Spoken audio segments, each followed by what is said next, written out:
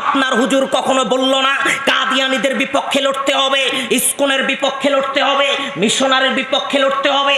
আপনার হুজুর বলল আব্দুর রাজ্জাক বিন ইউসুফকে মারতে হবে, আর আপনি সেই পথে পা বাড়ালেন। আপনার মতো মানুষকে ধিক্কার জানাই।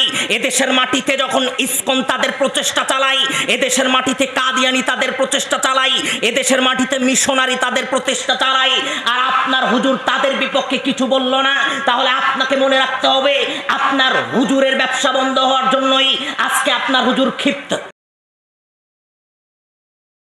আসসালামু আলাইকুম ওয়া রাহমাতুল্লাহ। আলহামদুলিল্লাহিল্লাযী ওয়াহদা ওয়াসসালাতু ওয়াসসালামু আলা মান লা নাবিয়্যা বা'দা। আম্মা বা'দু ফাআউযু বিল্লাহি মিনাশ শাইতানির রাজীম। বিসমিল্লাহির রহমানির রহিম। ওয়া মা লিয-যালিমিনা মিন নাসীর। সমস্ত প্রশংসা, সমস্ত সিফতসানা, সমস্ত তারিফ সেই মহান প্রতিপালকের জন্য, যার অশেষ মেহেরবানিতে আজকের এই সমাবেশে বসার মতো তৌফিক পেয়েছি, সেই জন্য বলি আলহামদুলিল্লাহ। সালাম ও দরুদ বর্ষিত হোক নবীর প্রতি, সকলে বলি সাল্লাল্লাহু আলাইহি ওয়াসাল্লাম। সংক্ষিপ্ত সময়ে তিনটি কথা পরিবেশনের চেষ্টা করব ইনশাআল্লাহুল আজিজ। আল্লাহ বলছেন ওয়া মা লিয-যালিমিনা মিন নাসীর। দুনিয়ার মানুষ শোনো, যারা মানুষের উপরে জুলুম নির্যাতন করে ওই সমস্ত মানুষের কোনো সাহায্যকারী নেই, যারা অত্যাচারী তাদের কোনো সাহায্যকারী নেই। আন আবি হুরায়রা রাদিয়াল্লাহু আনহু قال قال رسول الله صلى الله عليه وسلم। রাসূল সাল্লাল্লাহু আলাইহি ওয়াসাল্লাম বলছেন আল মুসলিমু আখুল মুসলিম লা ইয়াযলিমুহু ওয়া লা ইয়াখযুলুহু ওয়া লা ইয়াহকিরুহু। দুনিয়ার মানুষ শোনো, একজন মুসলমান অপর মুসলমানের ভাই, একজন মুসলমান অপর মুসলমানের উপরে জুলুম করবে না। একজন মুসলমান তিনটা কথা বলেছেন আল্লাহর নবী এখানে। আমি আপনাকে সংক্ষিপ্ত সময় যেটা বলতে চাচ্ছি, আল্লাহর নবী বললেন একজন মুসলমান অপর মুসলমানের ভাই, একজন মুসলমান অপর মুসলমানের উপরে জুলুম নির্যাতন করবে না। একজন মুসলমানের জন্য অপর মুসলমানের রক্ত, সম্পদ, সম্মান সব কিছুকে আল্লাহ রাব্বুল আলামিন হারাম ঘোষণা করে দিয়েছেন। প্রথম কথা বললাম। দ্বিতীয় যেটা বলতে চাচ্ছি, আল্লাহর নবী আল্লাহ রাব্বুল আলামিন বলছেন ইয়া আইয়ুহার রাসূল বাল্লিগ মা উনজিলা ইলাইকা মির রাব্বিক। নবী তুমি শোনো, আমি আল্লাহ রাব্বুল আলামিন তোমার উপরে যা ওহী করেছি এই কথাটুকু মানুষের সম্মুখে, মানুষের নিকটে পৌঁছে দাও। অসংখ্য অগণিত হাদিসে আল্লাহ রাব্বুল আলামিন, আল্লাহর নবী রাসূল সাল্লাল্লাহু আলাইহি ওয়াসাল্লাম দাওয়াতের গুরুত্বর কথা বলেছেন। যারা দাওয়াতি কাজের সাথে সম্পৃক্ত থাকবে না তাদের কেমন শাস্তি হবে এ কথাও ব্যক্ত করেছেন। আমি আপনাকে যেটা বলতে চাচ্ছিলাম, এই দাওয়াতি মাঠে এই দাওয়াতি কার্যক্রমের সাথে সম্পৃক্ত থেকেই সেই শহর থেকে বিচ্ছিন্ন একটি এলাকা, একেবারে যেটাকে অজপাড়া গা বলা হচ্ছে, এমন এক স্থান থেকে উঠে আসে একজন ব্যক্তিত্ব। 90 দশক থেকে শুরু করে আজকে 2021 সাল পর্যন্ত বাংলাদেশের মাটিতে যিনি অক্লান্ত পরিশ্রমের মাধ্যম দিয়ে, বাংলাদেশের মাটিতে লেখনির মাধ্যম দিয়ে আদর্শ পরিবার, আদর্শ নারী, আদর্শ পুরুষ যে বইগুলোর মাধ্যম দিয়ে যিনি জাতিকে সংশোধনের চেষ্টা করেছেন। 2 দাওয়াতি মাঠে বক্তৃতার মাধ্যম দিয়ে মানুষকে শিরক বিদাতি আকীদা থেকে, মানুষকে ভ্রান্ত রাস্তা থেকে সরে নিয়ে আসার জন্য প্রচেষ্টা চালিয়েছেন রাতের পরে রাত, দিনের পরে দিন। 3 পরিশেষে যিনি সুদূর প্রসারী চিন্তাভাবনা মাথায় নিয়ে প্রতিষ্ঠিত করেছেন বাংলাদেশের মাটিতে বিরাট আকারের 2টি প্রতিষ্ঠান, আল জামিয়া আস সালাফিয়া। আমি যেটা বলতে চাচ্ছি, আজকের দিন নয়, 90 দশকের থেকে শুরু করে 2000 সালের কিছুদিন পর পর্যন্ত যাকে বগুড়ার মাটিতে, চাঁপাইনবাবগঞ্জের মাটিতে মঞ্চ থেকে নেমে দৌড় দিয়ে মানুষের বাড়িতে আশ্রয় নিতে হয়েছে।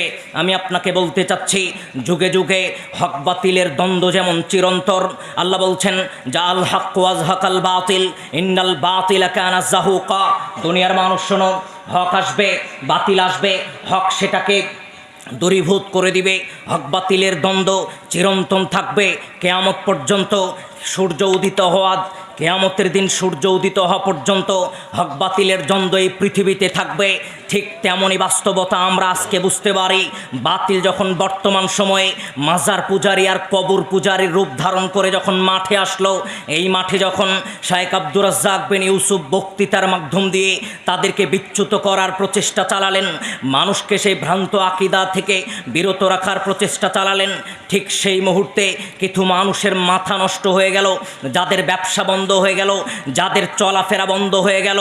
আমি আপনাকে যেটা সংক্ষিপ্তভাবে বলতে চাচ্ছি, যুগে যুগে হক বাতিলের দ্বন্দ্ব হয়েছে, আজও সেটা হবে, কিয়ামত পর্যন্ত সেটা হবে।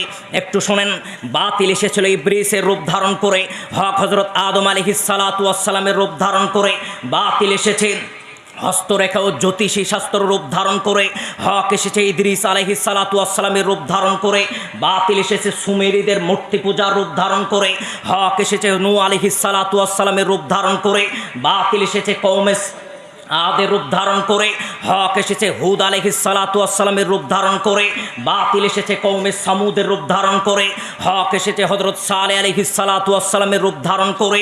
বাতিল এসেছে নমরুদের রূপ ধারণ করে, হক হযরত ইব্রাহিম আলাইহিস সালাতু ওয়াস সালামের রূপ ধারণ করে। বাতিল এসেছে নিজেকে দাবি করা, আল্লাহ দাবি করা ফেরাউনের রূপ ধারণ করে, হক এসেছে মূসা আলাইহিস সালাতু ওয়াস সালামের রূপ ধারণ করে। বাতিল এসেছে বনি ইসরাঈলের রূপ ধারণ করে, হক এসেছে ঈসা আলাইহিস সালাতু ওয়াস সালামের রূপ ধারণ করে। বাতিল এসেছে আয়ামে জাহিলিয়াতের ৩৬০টি দেব দেবীর রূপ ধারণ করে, হক এসেছে হযরত মুহাম্মদ সাল্লাল্লাহু আলাইহি ওয়াসাল্লামের রূপ ধারণ করে। বাতিল এসেছে রোম পারস্যের লৌহমর্ষ কাহিনী নিয়ে, হক এসেছে হযরত ওমর ইবনুল খাত্তাবের রূপ ধারণ করে। বাতিল এসেছে মুনাফিক সর্দার আব্দুল্লাহ বিন সাবার রূপ ধারণ করে, হক এসেছে উসমান রাদিয়াল্লাহু আনহুর রূপ ধারণ করে। বাতিল এসেছে খারিজিদের রূপ ধারণ করে, হক এসেছে আলী রাদিয়াল্লাহু আনহুর রূপ ধারণ করে। বাতিল এসেছে কুখ্যাত গভর্নর ওবাইদুল্লাহ বিন জিহাদের রূপ ধারণ করে, হক এসেছে হুসাইন রাদিয়াল্লাহু আনহুর রূপ ধারণ করে। বাতিল এসেছে হাজ্জাজ বিন ইউসুফের রূপ ধারণ করে, হক এসেছে আব্দুল্লাহ বিন জুবাইরের রূপ ধারণ করে। বাতিল এসেছে মুতাসিম বিল্লাহর রূপ ধারণ করে, হক এসেছে আহমদ বিন হাম্বলের রূপ ধারণ করে। বাতিল এসেছে তাতারিদের রূপ ধারণ করে, হক এসেছে ইমাম ইবনে তাইমিয়ার রূপ ধারণ করে। বাতিল এসে জাল জয়ীব কবর পূজারীর রূপ ধারণ করে, জাল জয়ীব হাদিসের রূপ ধারণ করে। হক এসেছে নাসিরউদ্দিন আলবানীর রূপ ধারণ করে। বাতিল যখন মাজার পূজার কবর পূজারীর রূপ ধারণ করে, হক এসেছে মোহাম্মদ বিন আব্দুল ওয়াহাব নাজদির রূপ ধারণ করে। আজকের সময়ে বাতিল যখন মাজার পূজারীর রূপ ধারণ করে, বাতিল যখন বেদাতীদের রূপ ধারণ করে, বাতিল যখন সিলেটের ওই ফুরফুরার রূপ ধারণ করে, ফুলতলির রূপ ধারণ করে, তানজিম সংগঠনের রূপ ধারণ করে, হক তখন হকের আওয়াজ নিয়ে শাইখ আব্দুর রাজ্জাক বিন ইউসুফের নেতৃত্বে হক এসেছে আল জামিয়া সালাফিয়া রূপ ধারণ করে। তাই আমি বলতে চাই, এই হক বাতিলের দ্বন্দ্ব যেমন চিরন্তন, এই হক বাতিলের দ্বন্দ্ব যেমন চিরন্তন, আপনাকে বুঝতে হবে এই হক বাতিলের দ্বন্দ্বে হকই সারা জীবন প্রতিষ্ঠিত হবে। আপনার মতো ভ্রান্ত মূর্তি, আপনার মতো ভ্রান্ত হুজুরের যখন ব্যবসা বাণিজ্য বন্ধ হয়ে গেল, আপনার মতো ভ্রান্ত মাজার পূজারী যখন ব্যবসা বাণিজ্য বন্ধ হয়ে গেল, তখন আপনি মনে করছেন এই হক বাতিলের দ্বন্দ্বে এই হককে থামিয়ে রাখার প্রচেষ্টা চালাবেন। জিনা আপনাকে বলে যাই, আপনি ভুল প্রচেষ্টায় পা বাড়িয়েছেন, ভুল পন্থায় পা বাড়িয়েছেন। হক বাতিলের দ্বন্দ্বে চিরদিন হকই বিজয়ী হবে। তাই আপনাকে পরিশেষে যেই কথা বলতে চাচ্ছি, আল্লাহর নবী বললেন আইম্মাতুল মুদিল্লিন, আমার উম্মতের মধ্যে 3 শ্রেণীর মানুষকে দেখে আমি ভয় পাচ্ছি। তার মধ্যে 1 শ্রেণীর মানুষ হচ্ছে যারা পথভ্রষ্ট আলেম।